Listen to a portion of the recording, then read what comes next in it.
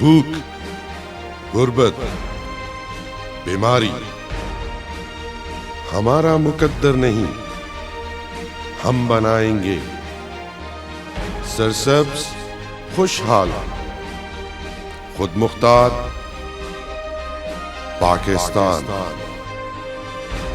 कौन है जो हमें रोकेगा? We will get it done.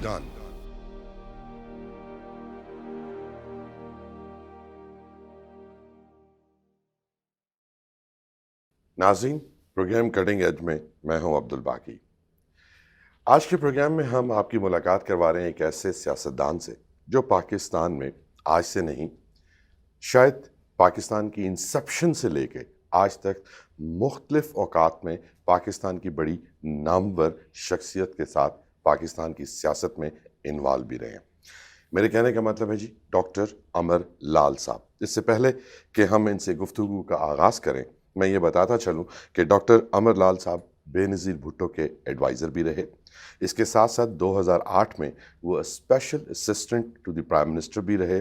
सियासत की दुनिया में बेनज़ीर भुट्टो साहिबा, बज़ंजो साहब और वली खान साहब जैसे मंजे हुए सियासतदानों के साथ वो काम भी करते हैं। डॉक्टर अमर लाल साहब, welcome to the show. Thanks sir. कैसे हैं आप? जिंदा है। बड़ी मानी खेज बात की आपने कि जिंदा हैं। इसलिए हमारा जो मुल्क है इसमें जिंदा रहना बहुत बड़ी बात है। बड़ी बात कर दी आपने। डॉक्टर साहब, मैं राइट अवे आता हूँ आपकी मौजूदगी का फ़ायदा उठाते हुए। कायदे आज़म साहब ने जब ये पाकिस्तान को बनाया 1947 में, एक एग्जेक्टिव समरी, एक नज़र सन 2000 तक जो हमारा सियासी निज़ाम चला, कैसे देखते हैं इस सारी चीज़ को आप? मौजूदा पाकिस्तान कायद-ए-आज़म का पाकिस्तान नहीं है। मौजूदा पाकिस्तान कायद-ए-आज़म का पाकिस्तान नहीं है। जी नहीं। अच्छा, कायद-ए-आज़म ने जिन उसूलों पर बनाया था वो था इकोनॉमिक इमंसिपेशन ऑफ मुस्लिम्स ऑफ सब कॉन्टिनेंट। ओके। दूसरा जो उसका पॉइंट था, जिसका बुनियाद था 1940 का रेजोल्यूशन। तीसरा जो उसका था, पहली आइन साज़ असेंबली में कायद-ए-आज़म मोहम्मद अली जिन्ना की जो तकरीर है वो है, हम सब आज के बाद पाकिस्तानी हैं, आज के बाद मुस्लिम हो, हिंदू हो, यहूदी हो, क्रिश्चियन हो, सब बराबर के शहरी हैं। आपका इशारा 11 अगस्त 1947 की स्पीच की तरफ। ठीक। चौथी बात जो वो बार बार कहते थे, फोर्स कन्वर्शन के वो ख़िलाफ़ थे।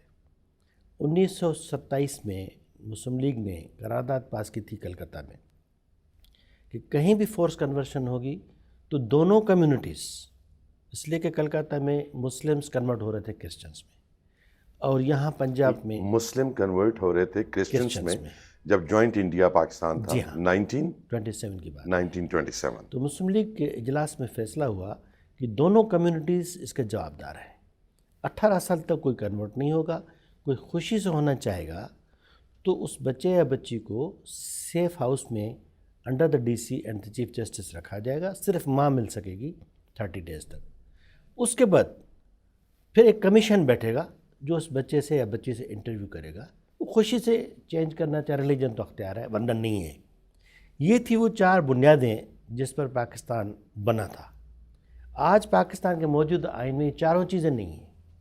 आपके कहने का मतलब है मिनॉरिटीज़ के वो राइट जो कायद-ए-आज़म मोहम्मद अली जिन्ना साहब ने कहे 1947 की अपनी 11 अगस्त की तकरीर में भी, वो मौजूद नहीं है। और पाकिस्तान का आइन मिनॉरिटीज़ को वो तहफ़्फ़ुज़ नहीं देता जिसके तसव्वुरात पे ये मुल्क बना था। ये कहना चाहते हैं आप? एग्जैक्टली। उसके साथ साथ जो नेशंस को राइट्स 1940 का रेजोल्यूशन देता है वो भी नहीं है, बराबरी अच्छा, नहीं ये है। दूसरा पॉइंट है, मैं इसीलिए अपने नाज़रीन के लिए क्लियर करता चलूँ। जब आपने कहा कि आज का पाकिस्तान वो पाकिस्तान नहीं है जो मोहम्मद अली जिन्ना साहब ने बनाया था, जो जनरल पब्लिक है 18 से 20 करोड़ आवाम, उसके जो फंडामेंटल राइट्स हैं, आप कहते हैं कि वो भी आज का पाकिस्तान उन्हें नहीं दे रहा। ये कहना चाह रहे हैं आप? तमाम ज़ुबानें, तमाम कल्चर्स, पाकिस्तान में रहने वाले तमाम लोग, तमाम कौमें, अगर उनको राइट्स मिलते तो बांग्लादेश नहीं बनता। 1 यूनिट के ख़िलाफ़ तहरीक नहीं चलती। सिंध और बलूचिस्तान में, पख्तूनख्वा में, सराय की बेल्ट में तहरीकें नहीं चलती, इसलिए कि हम कायद-ए-आज़म के दिए हुए उसूलों से हट गए थे। अच्छा, तो जो हमारी सियासी पार्टीज़ हैं, पॉलिटिकल पार्टीज़, 70s 60s کی بھی پارٹیز موجود ہیں, لیفٹ کی ریجنل پارٹیز بھی موجود ہیں. ان کی تگ و دو اس سلسلے میں کیا ہوئی؟ کیا انہوں نے اس پاکستان کو قائم رکھنے میں کوئی پارٹیسپیشن کی؟ اس میں ایک پوائنٹ اور ایڈ کروں گا. قائد اعظم صاحب کا ڈسکس ہوا ہے. قائد اعظم نے کہا تھا کہ کوئی بھی آفیسر اپنے آئین اور قانون سے ڈیویٹ نہیں کرے گا, بھلے اس کے اوپر اللہ کوئی بھی حکم دے دے. ٹھیک. ڈیوٹی اور نوکری میں فرق ہے, ہر ایک کو ڈیوٹی کرنی چاہیے. تو جو گورننس کا ایشو آ رہا ہے آج کے دور میں, وہ بھی قائد اعظم اصولوں کی خلاف ورزی ہو رہی ہے. اچھا, ہم جو آج بیڈ گورنرس, ہمارے آرمی چیف بھی گڈ گورنرس ہماری پولیٹیکل پارٹیز کو کہہ رہے ہیں, آپ کے خیال میں یہ بھی اس چیز کا رزلٹ ہے کہ ہم اپنے اوریجنل آئیڈیاز سے ڈیویٹ کر کے ہٹ گئے. ڈیویٹ کر کے. اچھا, کہاں ڈیویٹ کیا ہے, ذرا ہائی لائٹ کریں گے ان چیزوں کو؟ جتنے بھی آئین بنے وہ آئین ایک مخصوص پولیٹیکل پاور گروپس کے انٹرسٹ میں بنا دی گئے. جتنے بھی آپ کا 1956 73 کا 60s اینڈ 73. جی ہاں سر, 73 کے آئین میں صوبہ خود مختاری کے ایشو پر بھٹو سے میرا اختلاف ہوا تھا. ٹھیک. ٹھیک ہے نا. عرض یہ ہے کہ تمام پولیٹیکل پارٹیز کا آپ نے کوشچن کیا, ہم وہاں سے آ جاتے ہیں. ٹھیک ہے. کیا تمام پولیٹیکل پارٹیز پر اگر نظر ڈالیں تو کس کلاس کی نمائندگی کرتی ہیں؟ جاگیردار کی کرتی ہیں, سرمایہ دار کی کرتی ہیں, مزدور کی کرتی ہیں, مڈل کلاس کی کرتی ہیں, کس کی کرتی ہیں؟ مسلم لیگ شروع سے اس وقت کے پاور گروپس کی پولیٹیکل پارٹی تھی. آپ کا مطلب پاکستان مسلم لیگ کی؟ جی ہاں. ٹھیک. مسلم لیگ 46 تک پنجاب میں یونینسٹ پارٹی تھی, اور مسلم لیگ پاکستان میں شامل ہونے کو تیار نہیں تھی 1946 مارچ تک. جب انٹرنیشنل پریشر آیا امریکہ اور برٹش کا, اور پنجاب کا پرائم منسٹر سر سکندر لندن گیا, ہلالی فیملی نے انفلوئنس ڈالا, اس کے بعد مسلم لیگ نے ریکویسٹ کی اور 40 کی قرارداد کو امینڈ کر کے 46 کی قرارداد بنائی اور پاکستان میں شامل ہونے کی تیاری کی. کیا امینڈمنٹ تھی؟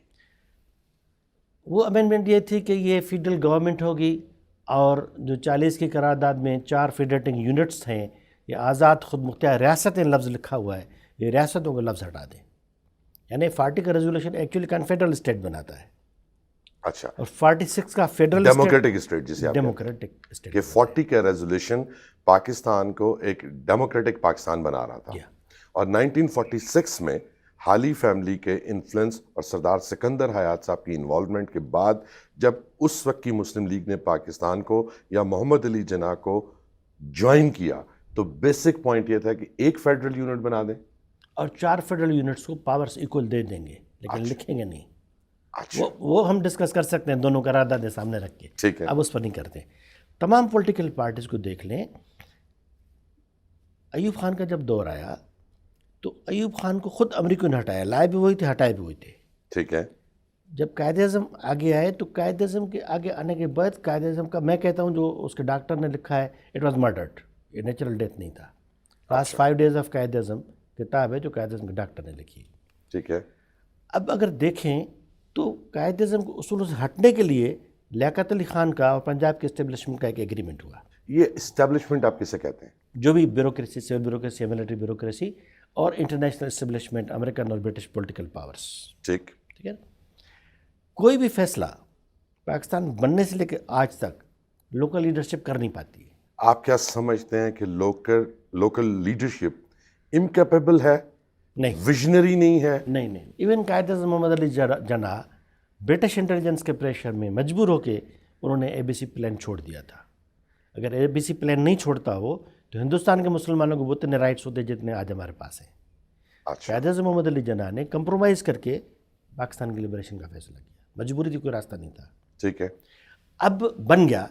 بننے کے بعد جو اس کا خواب تھا, جس طرح پاکستان ہونا چاہیے تھا, ایک سوشل پروگریسو, خوشحال, جسٹس, ایکویلٹی, وہ کہیں بھی نظر نہیں آتی. جو پولیٹیکل پارٹیز بنی وہ ہمیں ورثے میں ملی. ٹھیک ہے. اب دیکھیں جو چینجز. یہاں ایک پوائنٹ میں آپ سے اس کو بھی ہمارے ناظرین کے لیے ایکسپلین کرتے چلیں. آپ نے کہا کہ سوشل ایکویلٹی نہیں ہے, جسٹس کی ڈسپنسیشن نہیں ہے, فنڈامنٹل رائٹس پبلک کے پاس نہیں ہے. کیا یہ ساری چیزیں دینا پولیٹیکل پارٹیز کی ذمہ داری نہیں تھی اس کے ساتھ پاکستان بن جانے کے بعد؟ اس کے ساتھ ساتھ اگر لیڈرشپ کیپیبل نہیں ہے, اس کی صلاحیت نہیں ہے, تو بیوروکریسی اس کو اپنی مرضی سے چلاتی ہے. یہ بڑا آپ نے امپورٹنٹ پوائنٹ بتایا کہ کوئی بھی پولیٹیکل پارٹی ہو، ہم جنرلی ٹیلی ویژنس پہ ہم جب بھی بات کرتے ہیں پولیٹیکل پارٹیز کی بات کرتے ہیں، لیکن اگر پارٹی کا لیڈر کیپیبل نہیں ہے تو وہ ڈیلیور نہیں کر سکے گا اور بیوروکریسی اسے چلائے گی. Capacity of the leadership, statesman جو اسپرٹ ہوتا ہے وہ دیکھا جاتا ہے کہ لیڈر ڈیلیور کر سکتا ہے یا نہیں کر سکتا ہے، اس کے اندر خود صلاحیت ہے یا نہیں ہے. ٹھیک ہے نا. اب سوال یہ ہے کہ پنجاب کے اندر لیفٹ کی موومنٹس تھیں، ایجیٹیشنس تھیں، لیبر کی یونینیں تھیں، مارشل لگ گیا 58 میں. 58 سے 68 تک کا جو پیریڈ ہے ہم ہمیشہ مارشل کے خلاف ہیں. ٹھیک ہے. لیکن ہم کمپیرین اگر کر لیں کہ ایوب خان کا پیریڈ، ضیاء الحق کا پیریڈ، بھٹو کا پیریڈ، اس کے درمیان لوگوں کو کیا ملا، پبلک کا شعور کیا ہوا، ان کو انڈسٹری کون سی ملی، کون سا کلاس ڈیولپ ہوا، تو ہم ایکچولی اسٹڈی کرتے ہیں ڈیکیڈ میں کہ 1907 میں کیا ہوا، 17 میں کیا ہوا، 27 میں کیا ہوا. ٹھیک ہے. 37 میں برٹش پارلیمنٹ ایکٹ نے لوکل لیڈرشپ اگر ہم پہلے دو مارشل لاز کی طرف آ جائیں. I am coming to the point. Okay. تو ورلڈ ہسٹری اور سب کانٹیننٹ ہسٹری کو ملا کے میں سمپل بات کر رہا ہوں کہ 36 میں ایک برٹش پارلیمنٹ ایکٹ پاس ہوا نا. ٹھیک. پہلے گورنمنٹ یہاں بنی، 37 میں گورنمنٹ بن گئی، 47 میں پاکستان آزاد ہو گیا، بن گیا. 57 مارشل لا تھا، تیاری تھی. 67 ایوب خان گیا، 77 بھٹو گیا، 87 میں جونو جو گیا، بینظیر کا آنے کا پیریڈ شروع ہوا. تو مارشل لاز کے پیریڈ گیا 30-40 سال، 30-40 سال سول گورنمنٹ کا پیریڈ ہے. ٹھیک ہے. ہم کمپیرین کر کے دیکھتے. ایوب خان کے دور میں PIDC بنی، ٹھیک ہے. انڈسٹریز لگیں. میں اس کو ایوب خان کے دور کو ڈیفینڈ نہیں کر رہا ہوں، لیکن جو حقیقت ہے وہ جو ریئلٹی ہے کہ اس نے ڈیلیور کیا. آپ کے ڈیمز بنے، اس نے ڈیلیور کیا، امن دیا اس نے. اس وقت انٹرنیشنل سچویشن کیا تھی؟ ہم امریکہ کے ساتھ کھڑے تھے، سیٹو اور سینٹو میں کھڑے تھے، انڈیا رشیا کے ساتھ کھڑا ہوا تھا. اور ایک پیریڈ آیا جو لوکل پالیٹکس میں اردو اسپیکنگ اور پنجابی یونٹی ہوئی، پھر پنجابی فورسز اور پٹھان یونٹی ہوئی، تو لوکل پالیٹکس سے اس اثرات پڑتے رہے کراچی پر، سندھ میں، بلوچستان میں. اس میں لبریشن موومنٹس بھی چلتی رہیں، سیپریٹسٹ موومنٹس بھی چلتی رہیں. اس کو ہم کچھ بھی کہیں، لوگوں کو رائٹس نہیں دیں گے تو لوگ لڑیں گے. ہم اس کو کوئی بھی غداری کا الزام دے دیں، لیکن حقوق ہوتے ہیں، ان کو دینے پڑیں گے. بالکل ٹھیک. ایوب خان گیا، اس کو بھی ہٹایا امریکہ نے. وہ تاشکند میں طے ہو گیا جب سمجھوتا انڈیا سے ہم نے کیا رشیا کے ساتھ بیٹھ کے. بھٹو صاحب آیا، اس کو بھی امریکہ لے آیا. اور جب بھٹو صاحب آگے آیا تو اس نے ایک پولیٹیکل سیاسی شعور دیا. ٹھیک ہے. شعور دیا لیکن اس نے آرگنائزیشن نہیں دی. میں روکوں گا آپ کو. ذوالفقار علی بھٹو مرحوم نے سیاسی شعور دیا قوم کو، لیکن ایک انسٹیٹیوشنلائز میکنزم یا ایک مستحکم منصوبہ پوری ریاست کو کوئی نہیں دیا. سوشلزم یا سوشل ڈیموکریسی کے لیے جو اس کو پولیٹیکل پارٹی بنانی تھی وہ اس نے نہیں بنائی. اس نے اپنے پولیٹیکل پاور کو مضبوط کرنے کے لیے جو اس کو کلاس چاہیے تھا، پاور گروپس چاہیے تھے، وہ اس نے اپنے ساتھ کر لی. ٹھیک ہے. اور بہت محدود حد تک ایک مڈل کلاس کے سیکشن کو اوپر لے آیا جو خود سرمایہ دار جاگیردار بن گیا. ٹھیک ہے. تمام وڈیروں کے بیٹوں کو اس نے میرٹ یا بغیر میرٹ کے آفیسر بنا دیا. تو ملک کے اندر ایک مضبوط مڈل کلاس تو پیدا ہو گیا. 10-15 لاکھ لوگوں کو روزگار مل گیا، 50-60 لاکھ لوگوں کو زمین مل گئی. تو ایک اکانومک ریفارمز بھی ہوئے.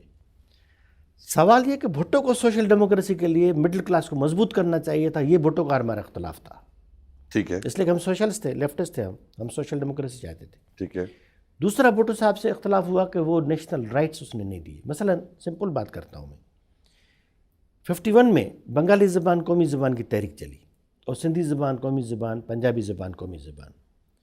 اس وقت ہمارے لوگوں کو، دوستوں کو پھانسیاں ہوئیں، جیل ہوئے، مارے گئے، شہید ہوئے. جب نواز شریف نے جاگ پنجابی جاگ پنجاب نعرہ لگایا اس کو تو کسی نے نہیں لٹکایا. جب نواز شریف نے پنجابی زبان میں رسم الخط شروع کی تو اس کو تو سب نے بلے بلے کہا. اب بھی آج بھی مجھے افسوس ہے سپریم کورٹ کے فیصلے پر، اردو اور انگریزی ہمارے ملک کی رابطے کی زبانیں تو ہیں. کیا پنجابی قومی زبان نہیں ہے؟ کیا پشتو کو آپ کیا کہیں گے؟ پشتو بولنے والے لاکھوں کروڑوں لوگ ہیں، وہ ہمارے ملک کا حصہ نہیں ہے، اس کو قومی زبان بنائیں.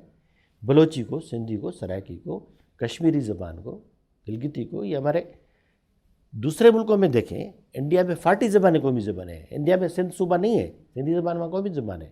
پنجابی زبان انڈیا کی قومی زبان ہے. یہ ڈاکٹر صاحب امریکہ میں دیکھیں، یورپ میں دیکھیں. امپورٹنٹ پوائنٹ یہ ریز کر دیا ہے انڈیا نے 1937 میں ان سب کو ڈکلیئر کیا تھا. انڈیا میں 37 میں 14 زبانوں کو کیا تھا. اوکے. ہندی اور انگریزی کو انہوں نے کوآرڈینیشن لینگویج کیا تھا. اوکے. باقی انہوں نے نیشنل لینگویجز کیا تھا اور ہر زبان اور کلچر کو ڈیولپ کیا تھا. ڈاکٹر صاحب کی گفتگو تو خیر پوری گفتگو ہی بڑی امپورٹنٹ ہے. یہ ایک بڑا امپورٹنٹ پوائنٹ ہے کہ پاکستان کے اندر جتنی لنگوسٹک ہیں، پختون ہیں، بلوچی ہیں، کشمیری ہیں، پنجابی ہیں، پٹھان ہیں اور بھی ہیں، سرائکی ہیں، اگر ہم ان تمام زبانوں کو نیشنل لینگویج کا اسٹیٹس دے دیں، اردو اور انگلش کو ہم ایک کورسپونڈنگ لینگویج کا اسٹیٹس دے دیں، ہمارے مسائل بڑے آسانی سے حل ہو سکتے ہیں. ڈاکٹر صاحب اگر یہ کام کیا جائے تو یہ جو صوبوں کی بات ہوتی ہے کیا ہم اس کو بھی روک سکتے ہیں؟ ہمارے لوگ تاریخ سے سیکھتے نہیں ہیں. جب 1 یونٹ بنایا گیا تھا اور یحییٰ خان کو 1 یونٹ توڑنا پڑا. 1 یونٹ کے خلاف تحریک تھی جو بنگلہ دیش کی آزادی میں تبدیل ہو گئی. 1 یونٹ کے خلاف تحریک تھی جو سندھ میں جے سندھ تحریک کو جنم دیا، بلوچستان میں BSO آگے آئی، صوبے سرحد میں پختونخوا میں پختون فیڈریشن بنی اور ریئیکشن میں پنجاب میں پنجابی اسٹوڈنٹس آرگنائزیشن بنی. ٹھیک. بنیادی سوال جو یہ ہے کہ آپ ریئلٹی کو تسلیم کریں. ایک کرائم ہے، لاکھوں سالوں سے تسلیم کریں کہ ایک کرائم ہے، ٹھیک ہے نا. آپ اس کو ریگولرائز کریں، اسٹیٹ کا کام ہے اس کو ریگولرائز کریں، اس کا حل نکالیں، خود فیصلے نہیں کریں. مرض جو ہے اس کو اگر آپ ڈائگنائز نہیں کریں گے اور اپنے فیصلے تھوپیں گے تو نہیں چلے گا. ٹھیک ہے. یحییٰ خان مجبور ہو گیا تھا 1 یونٹ توڑے اور یہ 4 federating unit as per constitution in 40 کے ریزولوشن کی بنیاد پر یحییٰ خان نے اس کو قبول کیا. آج دوبارہ یہ ڈسکشن ہو رہا ہے کہ 20 صوبے بناؤ، 6 بناؤ، 24 بناؤ. اب نہیں بنا سکتے. 4 فیڈریٹنگ یونٹس ہیں، انہوں نے مل کے پاکستان بنایا تھا. ٹھیک ہے. پھر ریفرنڈم کرو کہ پاکستان رہنا ہے نہیں رہنا ہے. رائٹ. اب سوال یہ ہے، یہ بنیادی سوال نہیں ہے صوبے بناؤ. سوال یہ ہے کہ جتنے کلچر ہیں، زبانیں ہیں، لینگویجز ہیں، وہ ایک ضلع میں ہو یا ایک ٹاؤن میں ہو، کیلاش قبیلہ ہو 2000 کا، اس کو بھی آپ کو رائٹ دینا ہے. بالکل ٹھیک ہے. پاکستان میں ضرورت اس بات کی ہے کہ پولیٹیکل پاور کو ڈسٹرکٹ، ٹاؤن، ولیج لیول پر ڈیوالو کریں. اس کی ضرورت نہیں ہے آپ 50 صوبے بنا دیں. آپ کہہ دیں ایڈمنسٹریشن بنیاد پر بنا رہے ہیں، MQM کہیں گے اردو کے بنیاد پر بناؤ، ہزارہ کہیں گے ہماری زبان پر بناؤ. نو. پولیٹیکل پارٹیز کے اندر جو ڈفرنس ہے، ہر ارا جو ہے اس کے اندر ایک مخصوص کلاس کو ڈیولپ کیا گیا. ایوب خان نے اس ملک میں 22 خاندانوں کو، 48 خاندانوں کو ڈیولپ کیا، مینجمنٹ کلاس کو ڈیولپ کیا، انڈسٹری کو ڈیولپ کیا. ٹھیک. ایوب خان کو کیوں ہٹایا گیا؟ پاکستان کو ڈیسٹیبلائز کرنے کے لیے. اس کا راستہ کیا بنا؟ پاکستان ڈیسٹیبلائز نہیں ہوا، پاکستان میں سوشل ڈیموکریسی کا بنیاد بن گیا بھٹو. ٹھیک. بھٹو صاحب آیا. بھٹو صاحب نے اگر ایک مضبوط مڈل کلاس ملک کے اندر پیدا کیا، انٹرنیشنلی اس کا کلیش ہو گیا. ٹھیک ہے. بھٹو کو اگر یہ کہہ دیں کہ سپریم کورٹ نے آرڈر دیا، ضیاء الحق نے مارا، میں نہیں مانتا. بین الاقوامی قوتوں نے بھٹو کو سزا دی، شاہ فیصل کو سزا دی، قذافی کو سزا دی کہ وہ جرت کیسے کرتے ہیں بین الاقوامی سپر پاورز کے خلاف کھڑے ہو جائیں اور تیل کو ہتھیار کے طور پر یوز کریں یا ایٹم بم بنائیں. ڈاکٹر صاحب یہاں سے آگے ہم اپنی بات شروع کریں گے. ناظرین، ڈاکٹر صاحب کی بات ابھی چل رہی ہے، ہم بھٹو صاحب کے دور تک آئے ہیں، اس سے آگے 2016 تک چلیں گے. ہمارے آج کے پروگرام کا بیسک جو ٹاپک ہے وہ ہمارا پولیٹیکل سسٹم. کیا یہ پولیٹیکل سسٹم ریاست پاکستان کو اقوام عالم میں ایک سوورن اسٹیٹ کے طور پر، ایک خود مختار قوم کے طور پر کھڑا کر سکتا ہے یا نہیں؟ حاضر ہوتے ہیں ایک شارٹ بریک کے بعد.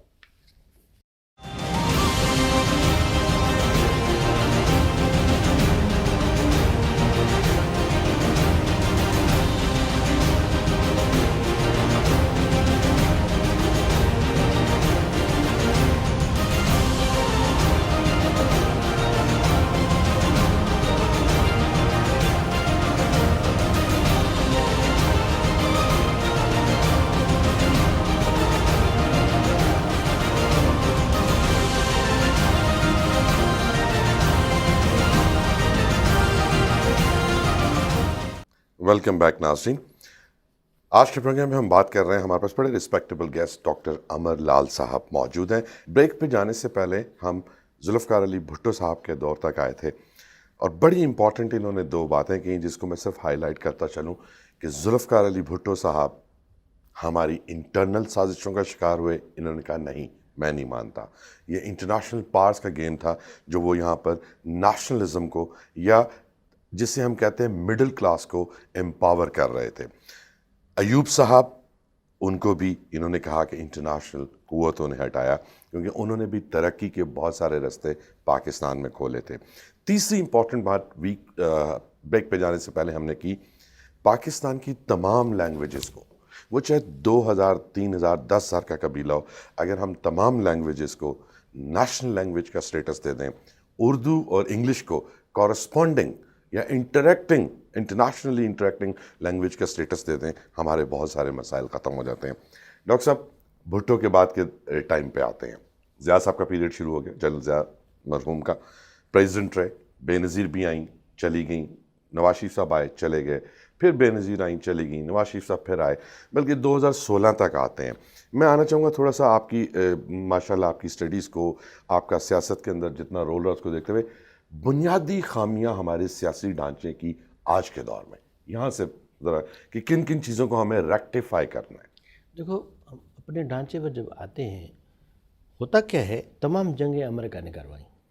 ٹھیک، امریکہ جنگیں اس لیے کرواتا تھا کہ انڈیا کو پریشر کر کے اور انڈیا کو رشین کیمپ سے نکال کے اپنے ساتھ کھڑا کر دے، جس میں ابھی وہ کامیاب ہو گئے۔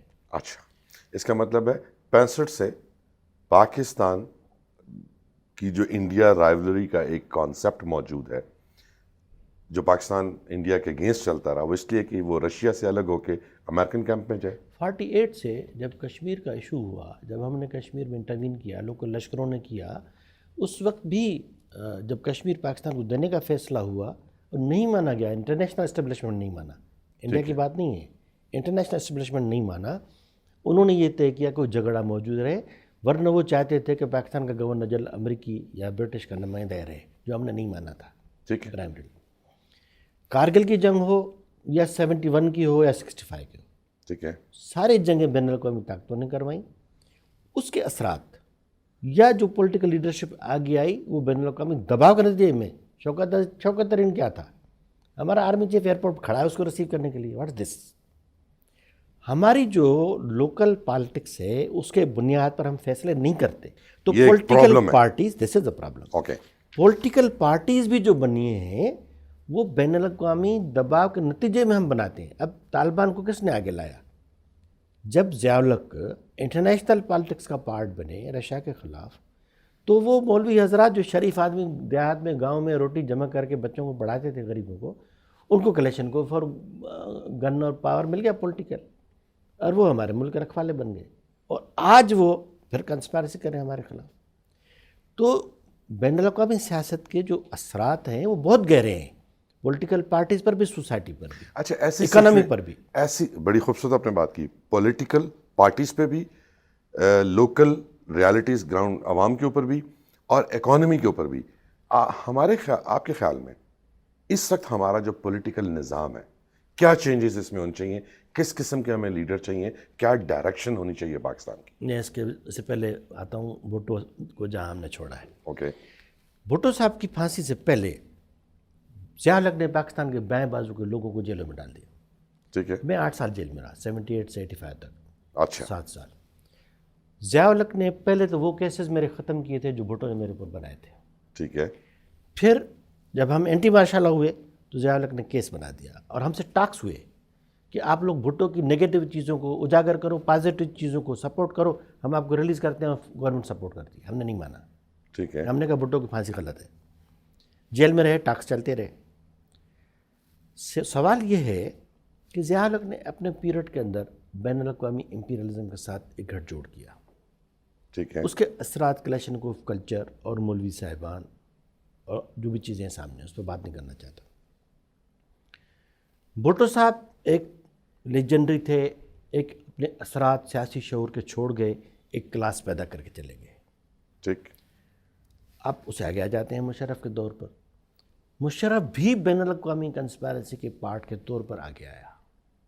جب آ گیا، پاور ٹیک اوور کر لیا، اس نے انلائٹنمنٹ دی ملک کے اندر، یہ تو اچھا قدم تھا، پازیٹو تھا۔ ٹھیک، لیکن مشرف نے جو پورے ملک کے اندر تمام ڈویژنس کو، تمام ڈسٹرکٹس کو سپورٹ کرنی چاہیے تھے لوکل باڈیز میں، اس کے بجائے اس نے کراچی کو ترجیح دی، اور اس کے نتیجے میں جو اردو اسپیکنگ لیڈرشپ آگے آئی وہ آج ہمارے گلے میں پڑی ہوئی ہے. یہ 51 میں لیاقت علی خان مشرف نے پورے ملک کے لیے ایک ہی قانون نہیں بنایا تھا؟ جی نہیں, ڈیولوشن کا پریکٹیکلی سپورٹ کس کو کرنی ہے؟ قانون آپ نے بنا دیا, ٹھیک. آپ وہ کہاں امپلیمنٹ کرتے ہیں کہاں نہیں کرتے. اچھا, آپ کے خیال میں مشرف صاحب کے دور میں یہ ایک مسٹیک ہوئی کہ کراچی کو ہم نے سینٹرک پوائنٹ رکھ لیا, جس کے نتیجے میں اردو اسپیکنگ یا ایم کیو ایم کا وجود جو ان سے ہے وہ زیادہ اسٹرانگ ہوا اور وہ آج گلے پڑا ہوا ہے؟ میں اس کو اس طرح کہوں گا کہ 51 میں لیاقت علی خان کا جو مرڈر ہوا وہ اس وجہ سے ہوا تھا کہ پاکستان کے پولیٹیکل پاور پر اردو اسپیکنگ ڈومیننٹ ہو گئے تھے.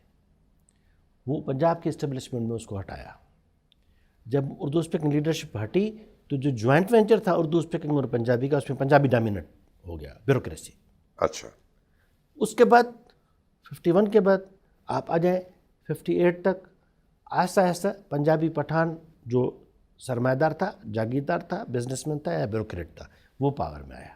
ٹھیک. 68 تک آپ دیکھیں گے کہ جو کراچی چیمبر آف کامرس دیکھیں گے, تمام اسٹیٹس دیکھیں گے, پنجاب کا چیمبر دیکھیں گے, تو 68 تک جو کلاس اوپر آیا ہے اسٹیٹ کی مدد سے وہ آیا ہے یا پٹھان آیا ہے یا پنجابی آیا ہے. اچھا, مہاجر بہت کم آیا ہے, گجراتی میمن کمزور ہوا, کاٹھیاواڑی کمزور ہوا.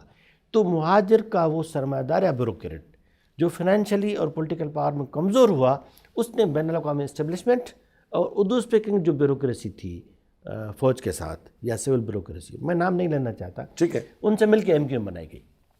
ٹھیک. تو MQM is a child of the local and international interest.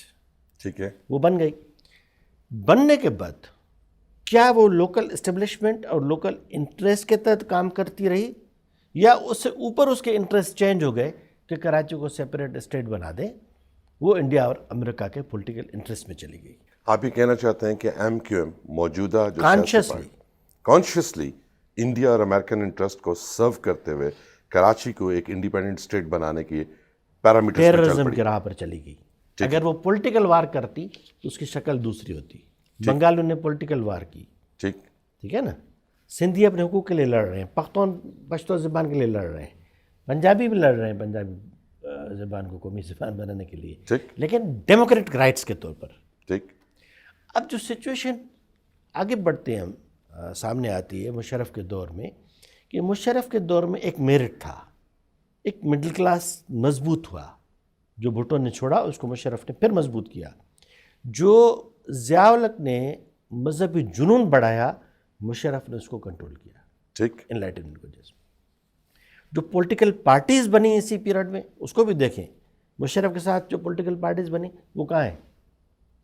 آج نواز شریف جائے گا, کل آپ کو نون لیگ نظر نہیں آئے گی. کنونشن لیگ کہاں ہے ایوب خان کی؟ اس لیے ضرورت اس بات یہ بڑا امپورٹنٹ پوائنٹ, کنونشن لیگ کا آپ نے ذکر کیا, نواز شریف کے ایبسنس میں نون لیگ کے فیوچر کا آپ نے ذکر کر دیا. مشرف صاحب نے جو پولیٹیکل ایک میکنزم بنایا وہ آج نہیں ہے, کاف لیگ نہیں ہے. اسی طرح بہت ساری توڑ پھوڑ ہمارے پولیٹیکل نظام میں ہو رہی ہے.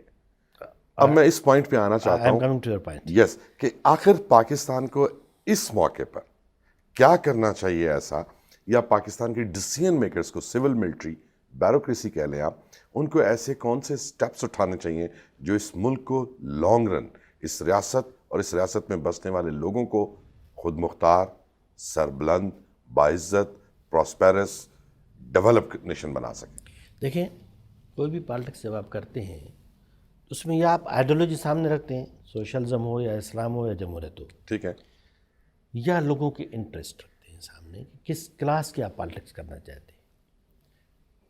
میں نے کہا کہ ایوب خان نے ابھرتا ہوا سرمایہ دار پیدا کیا, 22 خاندان پیدا کیے, ٹھیک ہے. آج پہ آئے ڈاکٹر صاحب. آتے ہیں. مشرف نے بھی اس طرح ایک کلاس پیدا کیا, بھٹو نے بھی ایک کلاس پیدا کیا. آج کی جو ضرورت ہے 65% of Pakistan people is a youth. بالکل ٹھیک ہے. کیا آج کا جو گورنمنٹ سسٹم ہے, جو سمریز بن کے جاتی ہیں, ایسو لکھتا ہے, سیکریٹری تک 200 سال میں پہنچتی ہیں, ٹھیک ہے. امریکہ میں کیا ہے, ای میل بھیجا, within 5 minutes you have to reply, you have to reject it, you have to forward it, you have to take decision in seconds. ٹھیک ہے. ٹھیک ہے. سوال یہ ہے کہ گورنمنٹ سسٹم ہمارا ہمارے عوام کے حساب کے ساتھ ہے یا ٹائم بار ہے؟ بابا آدم کے دور کا گورنمنٹ سسٹم ہے. تو ہماری پولیٹیکل لیڈرشپ بابا آدم کے دور کی ہے, وہ سوسائٹی کے ساتھ ارریلیونٹ ہے. ہمارا پولیٹیکل سسٹم سوسائٹی کے ساتھ ارریلیونٹ ہے. And government system. ہمارا گورنمنٹ کا سسٹم سوسائٹی کے ساتھ ارریلیونٹ ہے. ہماری پولیٹیکل لیڈرشپ ان کوہیژن نہیں ہے سوسائٹی کی پیس کے ساتھ. These are the problems. Okay, how to rectify this. میں واشنگٹن میں جنرل رحمان گل کے بیٹے کے ساتھ, میاں محمد میاں سمرو کے ساتھ ایک اسکول میں گیا. اس اسکول کا نام تھا school of leaders. School of leaders. Okay. How to lead the leaders, brain behind the brains. آپ ایک انجینئرنگ کالج بنا دیا آپ نے, ایک میڈیکل کالج بنا دیا. اس کے اندر ایسی کمپٹیشن کریں کہ کون سا ڈاکٹر کس ڈاکٹر کو لیڈ کرے گا. ٹھیک ہے. کون سا ایم بی اے یا سی اے اپنے ڈپارٹمنٹ میں لیڈرشپ کا رول پلے کرے گا. اسی طرح پولیٹیکل ورکر بھی سوسائٹی سے جو پیدا ہوتا ہے پروسیس میں ہونا کیا چاہیے کہ تمام یونیورسٹی میں ڈپارٹمنٹ وائز الیکشنس ہوتے, تمام گاؤں میں ہوتے, نئی لیڈرشپ ابھرتی, ان کی کمپٹیشن ہوتی, ان لیڈرس میں سے نئے لیڈرس ڈیولپ ہو کے سوسائٹی میں آگے آتے. ہم نے پروسیس تو کیا نہیں ہے. آپ کے کہنے کا مقصد یہ ہے کہ پولیٹیکل لیڈرشپ پیدا کرنے کا یا ویژنری پولیٹیکل لیڈرشپ پیدا کرنے کا کوئی میکنزم ہمارے پاس ایگزسٹ نہیں کرتا. ہم پک اینڈ چوز کر کے لیڈر بنا دیتے ہیں, وہ پھر جیسے عوام کو چلاتے ہیں. اور وہ جنرل جیلانی صاحب جس کو چاہیں آگے اپنے پپو کو بٹھا دیں. اچھا چلیے, آپ نے ان کا ذکر دے دیا, باقی ساری پارٹیز کا بھی آپ اگر ذکر کریں, ایون پاکستان پیپلز پارٹی. ایوب خان نے بٹھایا بھٹو کو. میں اسی لیے کہتا تھا کیونکہ آپ بھٹو, بے نظیر بھٹو کے ساتھ بھی کام کرتے رہے. میں نے کہا بہت بڑا فرق ہے بھٹو میں, بے نظیر میں, اور زرداری میں, اور بلاول میں. بالکل ٹھیک ہے. نہیں, میں اپنے پوائنٹ پہ ہی رہنا چاہتا ہوں. بڑے اچھے ہم ٹرن پہ ہیں. ہمارے پاس میکنزم نہیں ہے. اس میکنزم کو کریٹ کرنے کے لیے کن لوگوں کی رسپانسبلٹی ہے جو پوری نہیں ہو رہی؟ پہلی بات ہے کہ ہم اس کو تسلیم کرتے ہیں کہ پولیٹیکل پارٹیز پراپرلی ہمارے مڈل کلاسز کو, ورکنگ کلاسز کو, ابھرتے ہوئے سرمایہ دار کو, دکانداروں کو, وکلا کو, ڈاکٹرز کو, انجینئرس کو, ایون صحافیوں کو ریپرزینٹ نہیں کرتی. خریدتی ہیں, بہانہ کرتی ہیں, ریپرزینٹ نہیں کرتی. بڑی خوبصورت بات کی آپ. تو ہمیں یہ سارے جو کلاسز ہیں, پیزنٹری سے لے کے ابھرتے ہوئے سرمایہ دار تک, تمام چیمبر سے, تمام انڈسٹریل اسٹیٹ سے, شاپ کیپرس, کیوں نہیں ہم بورڈ بناتے؟ ٹاؤن میں ایک پیس کمیٹی ہونی چاہیے جو تھانے کو کنٹرول کرے, اور ایس ایچ او جوابدار ہو, ایس پی کس کے ساتھ جوابدار ہے, کمشنر کس کے سامنے جوابدار ہے. پبلک ہیئرنگ ہونی چاہیے, پبلک اسے پوچھے, اور پبلک کا 10 آدمیوں کا بورڈ ہونا چاہیے کہ کمشنر صاحب آپ نے 1 مہینے میں کیا کیا. اب آپ بڑھ رہے ہیں ڈیولوشن آف پاورز کی طرف. اب میرے 2 پوائنٹ آ گئے. ایک پوائنٹ میرا یہ ہے کہ ہمارے پاس لیڈرشپ میکنزم نہیں ہے, لیڈرشپ پروڈیوس کرنے کا میکنزم نہیں ہے. نمبر 1 یہ ہماری ایک پرابلم ہے جسے ہمیں ایڈریس کرنا ہے as a nation, as a state. ہمارا دوسرا پرابلم آپ نے ہائی لائٹ کیا, devolution of power in 21st century.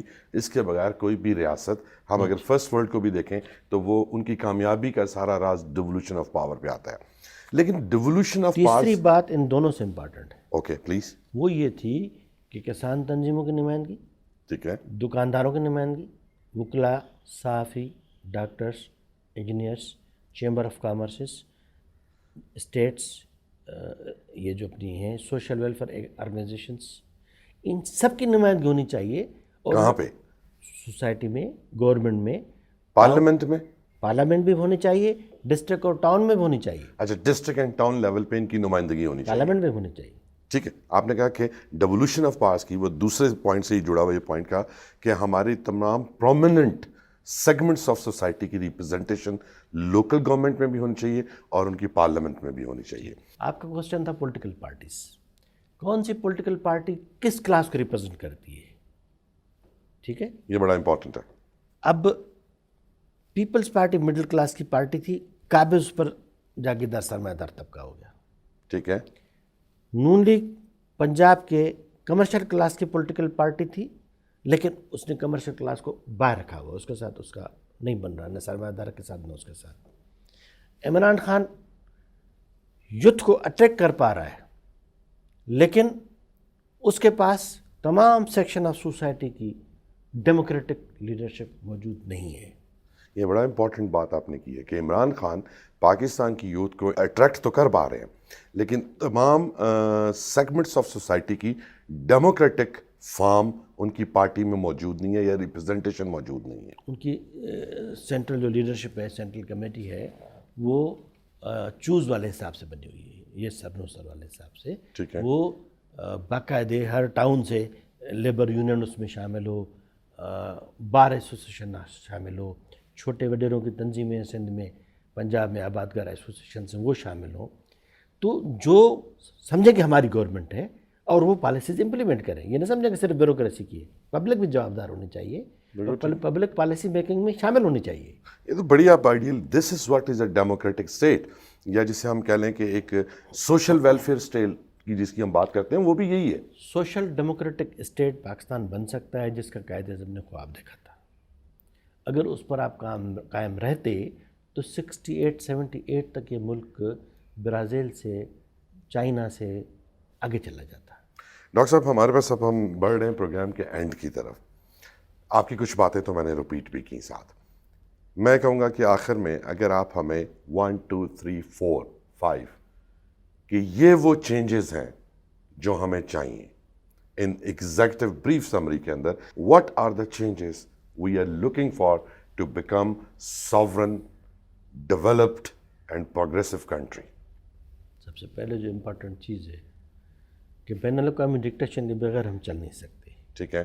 وہ ہم ضرور لیں، لیکن سوال ایک national interest is the first. ٹھیک ہے. اس کے لیے پہلی چیز جو ہے، ہمارے پاس ایٹم موجود ہے، سیکیورٹی ایشو ہمارا سیٹل ڈاؤن ہے. ٹھیک ہے. اس پر جتنا بھی آپ خرچ کریں نہ کریں، دیٹس یور، میں اس پہ بات نہیں کرنا چاہتا، وہ آلریڈی سیٹل ڈاؤن ہے. رشیا کو 12,000 ایٹم بم نہیں بچا سکتے تھے، یو ایس ایس آر ٹوٹ گیا تھا، وہاں کے لوگوں نے ملک توڑ دیا. آپ کو 200 ایٹم بم نہیں بچا سکتے، آپ بھلے 12,000 ایٹم بم بنا دو. ہماری اکانومی اگر ڈیولپ ہوگی، ہمارے اگر ہیومن ریسورسز ڈیولپ ہوں گے، ٹھیک ہے. ہماری اگر ایکسپورٹ بڑھے گی، ہم اگر پراپر لیڈرشپ پراپر پلیس پر لے آئیں گے، تو یہ ملک اگلے 10 سال میں چائنا سے آگے جا سکتا ہے. میں یہی کہوں گا ڈاکٹر صاحب آپ کی اس بات پہ کہ خدا کرے کہ ہماری یہ سمت درست ہو. ہمارا سمندر گندا پانی جاتا ہے، ہمارے آدھی فشریز مر جاتی ہے، ہمارے نیوی کے جہاز خراب ہو جاتے ہیں. 7 ارب ڈالر ہم فشریز سے کما سکتے ہیں سالانہ. ہم اگر 1 ارب ڈالر انویسٹمنٹ کریں ایگریکلچر پر تو ہم 3 ارب ڈالر کی ایگریکلچر ایکسپورٹ کر سکتے ہیں. سوات میں پیچ پیدا ہوتا ہے، آدھا ضائع ہو جاتا ہے. سرگودا کا کنو آدھا ضائع ہو جاتا ہے. ہم ایک جہاز ان کو نہیں دیتے کہ ہم باہر بھیج سکیں سامان. اچھا، یہ پروگرام کے آخر میں بھی آپ نے بڑا ٹچی پوائنٹ ڈاکٹر صاحب چھیڑ دیا کہ ہماری جو ویجیٹیبل اینڈ فروٹ یا فلاورز کو بھی لے لیتے ہیں، ایک تو اس پر ہماری توجہ نہیں، اور اگر ہو بھی تو ہمارے پاس اس کی لاجسٹک کے کیا ایئر کرافٹس موجود ہیں اس وقت؟ توجہ نہیں ہے، ہم فیصلہ نہیں کرتے. ایئر کرافٹس نہیں ہیں. ایئر کرافٹ ارینجمنٹ کرنے میں ٹائم کتنا لگتا ہے؟ نہیں، کیا پاکستان کے پاس ہے؟ موجود ہے. جی اچھا، موجود ہے. سیالکوٹ والوں نے اپنا ایئرپورٹ خود بنایا، ایکسپورٹ اپنی شروع کر دی. بالکل ٹھیک ہے. ٹھیک ہے نا. ریاست کی ناکامی ہے. میں یہ بات کہہ رہا ہوں کہ ریاست، پولیٹیکل پارٹی، لیڈرشپ سب کی ناکامی ہے. بالکل ٹھیک. صرف ملٹری لیڈرشپ نے اپنی سیکیورٹی سسٹم کو ٹھیک رکھا ہوا ہے. ٹھیک ہے. میں یہ کہہ رہا ہوں آپ صرف ہیومن ریسورسز کو ڈیولپ کریں، آپ انڈیا اور بنگلہ دیش سے آگے چلے جائیں گے. آپ کو 10 ارب سے 20 ارب ڈالر صرف ہیومن ریسورسز پر آپ 3 ارب ڈالر خرچ کریں، آپ ہیومن ریسورسز سے کما سکتے ہیں. ایگریکلچر اس کے علاوہ ہے، فشریز اس کے علاوہ ہے. آپ امپورٹ آف ٹیکنالوجیز کی طرف کیا توجہ ہے؟ ہمارے ایمبیسیز کا کیا رول ہے؟ عیاشی کرنا، آرام کرنا. ڈاکٹر صاحب ابھی تک تو رول یہی ہے. یہ جتنے آپ نے اکنامک ڈائمینشنس کی باتیں کی ہیں، نیکسٹ پروگرام میں ہم آپ کو ایک دفعہ پھر اضافت دیں گے. جی پلیز. جی پلیز. پولیٹیکل پارٹیز کا آپ نے کوشچن کیا تھا، اس پر نیکسٹ ٹائم بھی بات کریں گے. پولیٹیکل پارٹیز ریپرزینٹ کرتی ہیں اکانومی کو. Economy then later on ideology. ٹھیک ہے. ہم یہ دیکھتے ہیں یہ مولوی صاحب کنگلا ہے یا امیر ہے، کس کلاس کا ہے، کون سی بات کرے گا. ٹھیک ہے. ہم یہ دیکھتے ہیں یہ بندہ ہے، کھانے پینے والا ہے، تو اس کا رویہ پالیٹکس کی طرف، سوسائٹی کی طرف کیا ہوگا. غریب ہے تو کیا ہوگا، امیر ہے تو اس کے ویلیوز ڈفرینٹ ہیں. تو جو بھی ہم سیاست کریں، سوشل ڈیموکریسی کا نام رکھ لیں، اسلام رکھ لیں، کچھ اور رکھ لیں، اس کے پیچھے اکانومی اور پولیٹیکل انٹرسٹ ہوتا ہے. ٹھیک ہے. تو نیکسٹ ٹائم جب بھی ہم بات کریں، ہم چاہتے ہیں یہ ملک social democratic, social welfare state بن جائے.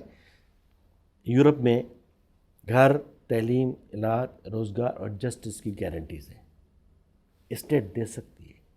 ہمارے ملک کے اندر پوٹینشیل موجود ہے، ہمارے پاس 10,000 PhD ہیں، 1 لاکھ ہونے چاہیے۔ آئیں گے اس ساری ڈیٹیل میں، میری آپ کی ڈسکشنز ہوئی ہوئی ہے۔ میں یہ چاہ رہا ہوں کہ ہم اس ٹاپک کو پورے ایک انڈیپینڈنٹ پروگرام میں رکھیں۔ یہ جو ابھی آپ نے آخر میں اکنامک ڈیولپمنٹ کی بات کی ہے، yes it is very vital. اس کے بغیر آج کے دور میں کوئی ریاست بھی ایک کامیاب ریاست نہیں بن سکتی۔ میں بلکہ آنر ہی آپ سے کہوں گا کہ ہمارے نیکسٹ پروگرام میں ہم economic dimensions and stability, socio political and economic developments, اس پہ بات کریں گے۔ بہت شکریہ ڈاکٹر صاحب، تھینک یو ویری مچ آپ کا ہمیں ٹائم دینے کا۔ ناظرین، ڈاکٹر عمر لال صاحب کی آپ نے باتیں سنی۔ ہم نے ایک بڑے، جسے کہنا چاہیے کہ اس بڑے اسپیکٹرم پہ بڑی بڑی باتیں کر لیں۔ ڈاکٹر صاحب سے میری ذاتی ملاقات، کچھ گفتگو بھی ہوئی ہے۔ ہم یہ series of program cutting edge میں لے کے آئیں گے، جس طرح میں نے ابھی پروگرام کے آخر میں کہا کہ ڈاکٹر صاحب کے ساتھ نیکسٹ ٹاپک میں ہم economy, justice, development, socio politico economic development پر بھی بات کریں گے۔ آج کے پروگرام کی 3-4 باتیں میں جاتے جاتے ریپیٹ کر دوں۔ پاکستان کی تمام لینگویجز کو نیشنل لینگویج کا سٹیٹس ملنا چاہیے، اردو اور انگلش کو کورسپونڈنگ لینگویج ہونا چاہیے۔ ہمیں لیڈرشپ ڈیولپمنٹ کے پروسیس میکنزم کو ریاست آن کر کے اس پروسیس کو چلائے گی تو ہمارا یہ فیوچر ہوگا۔ اسے انسٹیٹیوشنلائز کر لینا کوئی بڑی سائنس نہیں ہے۔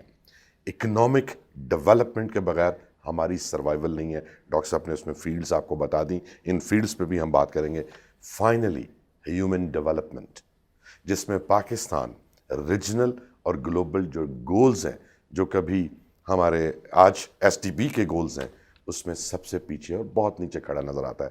یہ وہ ایریاز ہیں جن کو فوکس کرنے سے کوئی بھی قوم، کوئی بھی ریاست خود مختار اور باوقار ریاست بنتی ہے۔ انہی الفاظ کے ساتھ، تمام تر محبتوں اور چاہتوں کے ساتھ، باقی کی طرف سے اللہ حافظ۔